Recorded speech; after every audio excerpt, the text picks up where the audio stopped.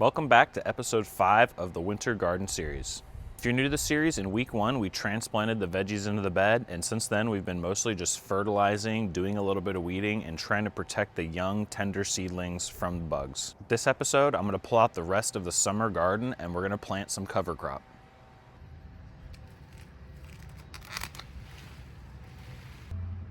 This was the purple bell pepper from this year, super short and squatty. So I removed all the plants. Now I just got to go in and do a little bit more weeding before I plant that cover crop. So I went through and I pulled most of the rest of the weeds. I'm never going to get them all, but that's why I really like the cover crop, because it's going to prevent a lot of these from growing back. You can see in a lot of my fruit tree pots, I did plant clover early in the year, and that's prevented a lot of those weeds from growing. And you can see this one that had no clover, just look at all these weeds growing in there. Clover also has some other benefits as well. It's a nitrogen fixer, so it's actually going to take nitrogen out of the air and put it into the soil for your plants. So we're going to grow this all winter, and it's really going to prime our soil for our garden next year as well.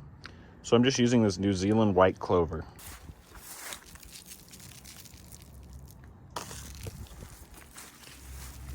I'm going to sow these pretty thick, and any spots that get missed I can always come back and grab later. I want to keep the clover seed wet while it's germinating. It takes about a week or two, but it's going to rain every day where I live, so I'm not even going to have to worry about it. Let's check up on the lettuce, cauliflower, and broccoli and see how everything's doing.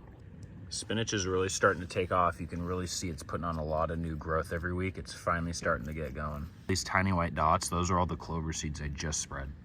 Really digging the pointy spinach. I really like the look of that one. You can see this one's round. Lettuce is really starting to take off as well. Even this one that was getting eaten up really bad, you can see it's starting to grow back a little bit. Cauliflower is really starting to put on that growth now too. Last week they were kind of tiny. There's still a couple tiny ones, like this one's not as big. This one's not huge either, but they're really starting to take off now. These ones, if you remember 2 weeks ago when we transplanted them, they were really small, but I knew they would do really good. I can't wait for you guys to see how nice these look when they get big. Here's the romaine. Got chewed up a bit, looking all right. This one, this one mostly disappeared, but you know, that's just the way it goes. That's why you can see, like I've mentioned, I like to really overplant just in case things just get destroyed. You always have some extra ready to go. One last thing I am going to do real quick. I have 2 of these green onions in a 1 gallon. I have 2 of these. I'm going to take one and I'm going to put it in the bed and see how it does this winter.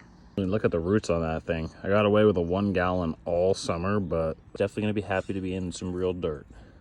That's it for episode 5 today, guys. Pulled out the rest of the summer garden, did a little bit of weeding, planted some cover crop, and just checked up on everything. I might reapply some more Sluggo paste. I know, I just do it every week because it's always wet. There's always slugs munching over here. If you guys enjoyed this video, don't forget to subscribe for the rest of the season.